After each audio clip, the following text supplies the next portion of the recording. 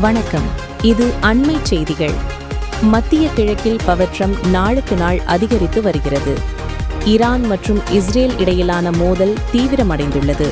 சமீபத்திய தகவல்களின்படி இருதரப்பும் ஏவுகணை மற்றும் வான்வழி தாக்குதல்களை மேற்கொண்டுள்ளதாக கூறப்படுகிறது. பாதுகாப்பு நிலைமைகள் கடுமையாக இருப்பதாக அங்குள்ள ஊடகங்கள் தெரிவிக்கின்றன. இந்நிலையில் யுனைடெட் ஸ்டேட்ஸ் இந்நிகழ்வுகளை கவனித்து வருவதாகவும் சூழ்நிலையை கட்டுப்படுத்த முயற்சிகள் நடைபெறுவதாகவும் தகவல்கள் வெளியாகியுள்ளன. போர் சூழ்நிலை காரணமாக பொதுமக்கள் உயிரிழப்பு அதிகரித்திருப்பதாக வெளிநாட்டு செய்திகள் தெரிவிக்கின்றன. பல பகுதிகளில் அவசர நிலை அறிவிக்கப்பட்டுள்ளது. இந்த மோதல் தொடர்ந்து நீடித்தால் மத்திய கிழக்கு நாடுகளில் பொருளாதார மற்றும் அரசியல் தாக்கங்கள் அதிகரிக்க வாய்ப்பிருப்பதாக நிபுணர்கள் எச்சரிக்கின்றனர். இந்த நிலைமையை தொடர்ந்து கண்காணித்து வருகிறோம். மேலும் அண்மை அப்டேட்டுகளுக்கு அண்மை செய்திகள் சேனலை சப்ஸ்கிரைப் செய்யுங்கள். நன்றி, வணக்கம்.